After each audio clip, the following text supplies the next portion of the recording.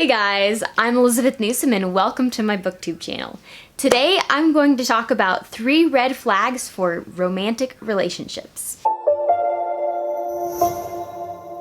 So these red flags are they're signs that the relationship won't work out. I mean, you could technically stick with someone if you really wanted to, but these are just signs that I've seen in myself and other people that the relationship is going downhill, which will either end in breakup or a really bad, unhealthy relationship. And I know this is a booktube channel, but it's something that's been on my mind lately, just being in a romantic relationship myself and dating. And thankfully I have a really healthy relationship with an amazing guy. I need to get him on a YouTube video sometime. He's kind of been in the background a few times, but never really in a video.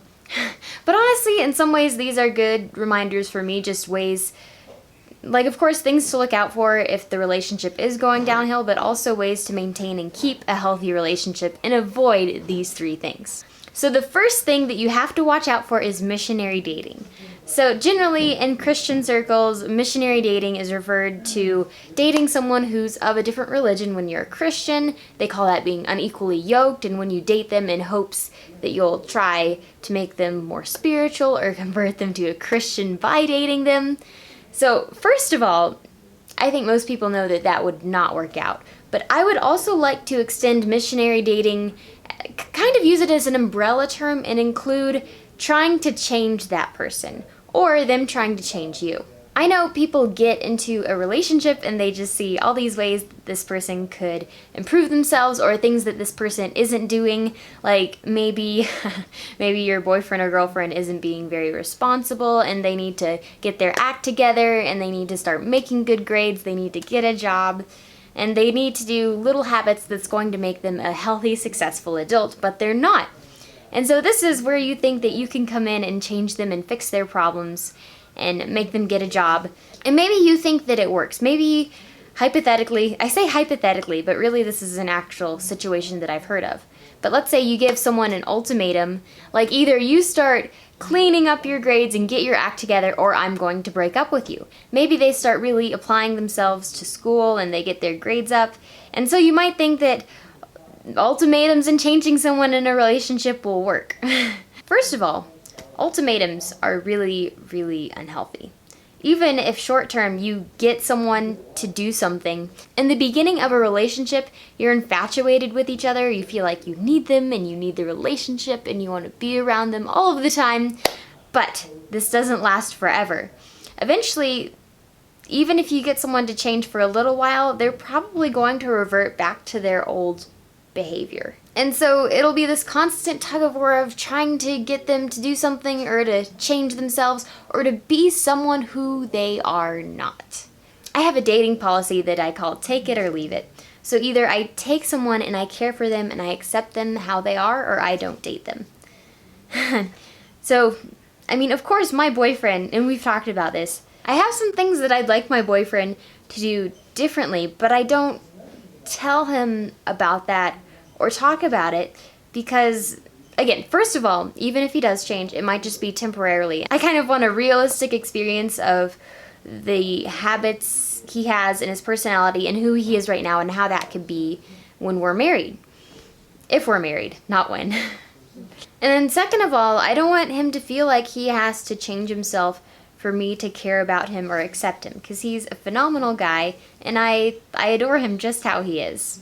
And if it ever gets to the point where I'm just so annoyed that unless he changes this one thing, I like him less, then it's kind of my problem. We all not only need to accept someone how they are if we're going to date them, but it's also a red flag if someone tries to change you and tells you that you're not good enough, or why can't you be like this person, or starts trying to change you in lots of little ways. And of course there's a healthy way to encourage and promote behaviors that are good, like maybe that boyfriend or girlfriend finally gets a job on their own. And, you know, you could say like, wow, that's awesome, I'm really proud of you, good job. But I feel that it's wrong to push it and try and change them if they're not really motivated to change. Red flag number 2 is if the people around you disapprove of this person. Now, You might have your parents who are like, he's a lazy bum, or he doesn't treat you right, or we just don't like his attitude or his grades or whatever. Parents obviously have a list of criteria that they want for their child's future spouse.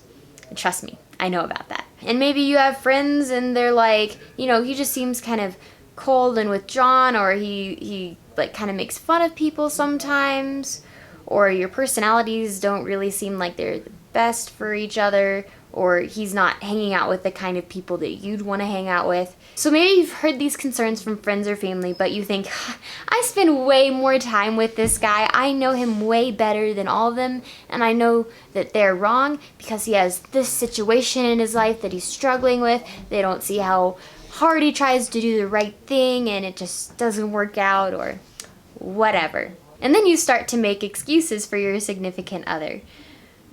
Here's the thing. If everyone around you says something about the relationship and they think something about it that's different than what you think, then you are wrong. I learned this kind of the hard way with my first relationship, and I did eventually break up with him. It just took a while, and it was a really hard decision.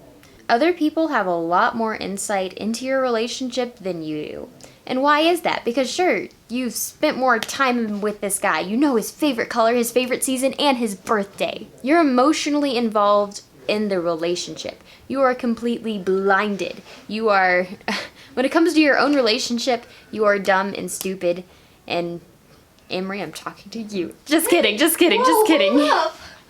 All I heard was dumb and stupid. I'm talking about romantic relationships and how when it comes to your own relationships, you're dumb and stupid. Amen. You have lost the ability to use any logic. You are purely thinking with your heart and not with your head. Now you might deny this, you might think, oh, I see some flaws in them, and I am thinking logically and realistically.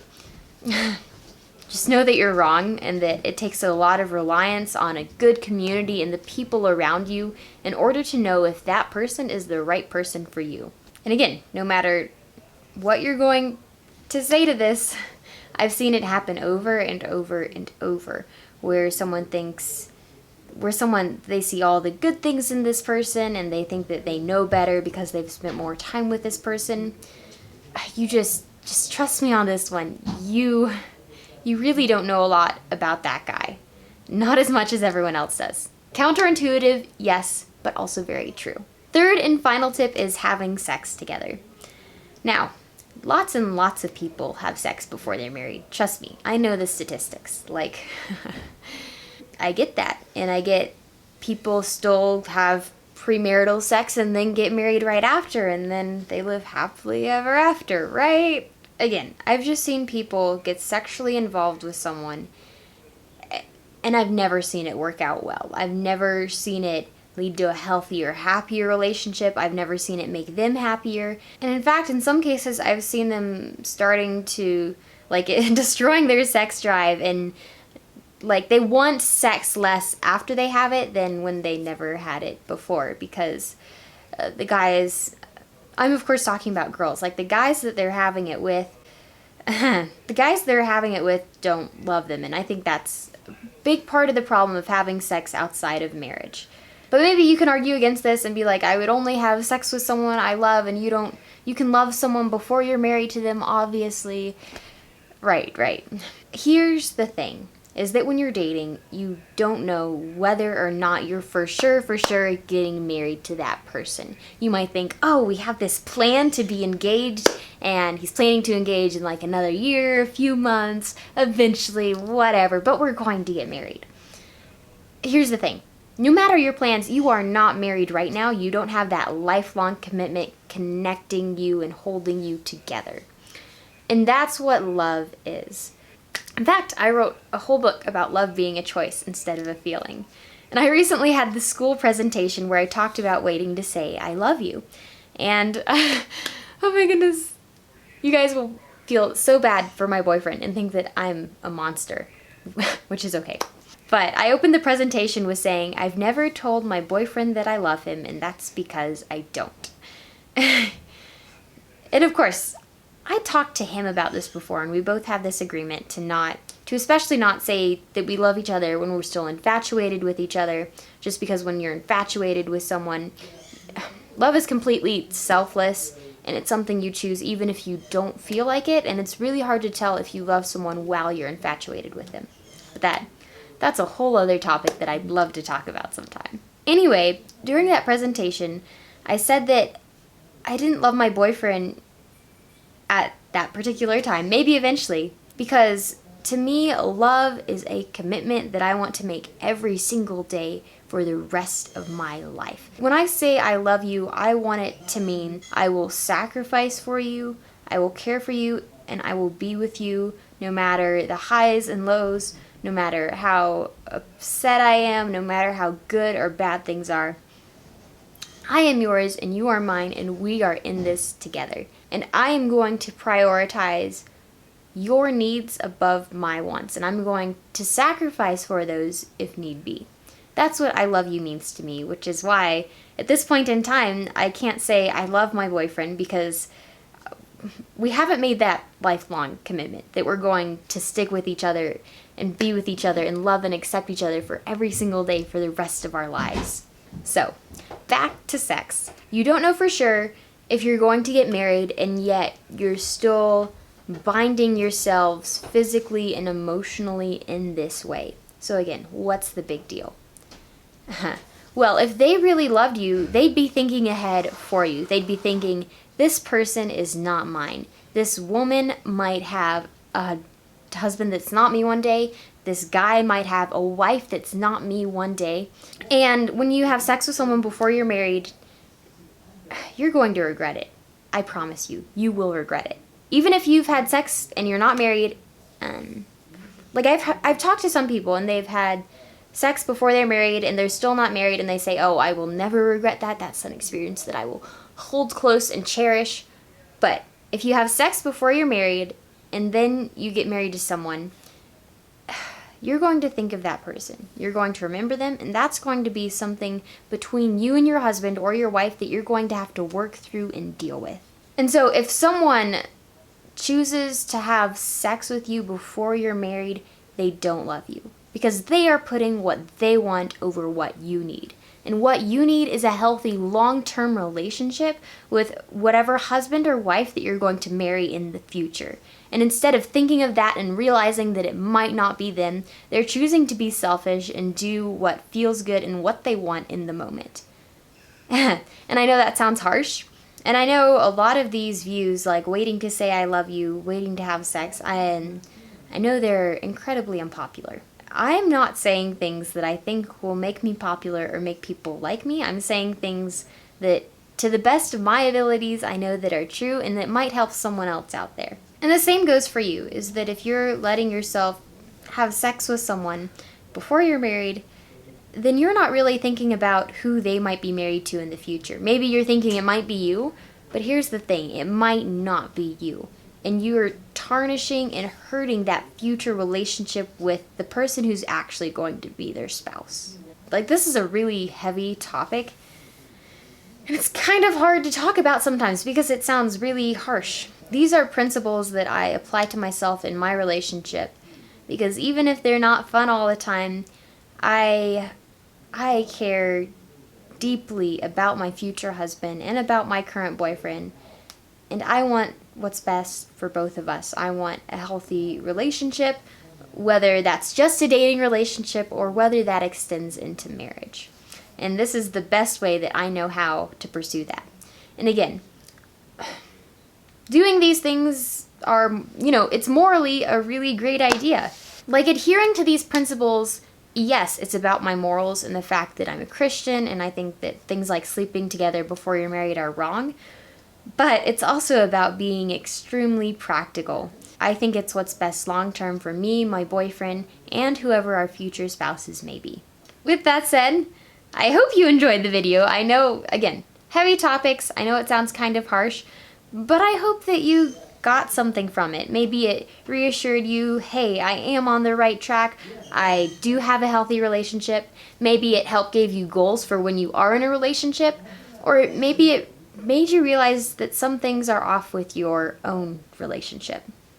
And remember, with relationships, you can't really try and change them or the other person.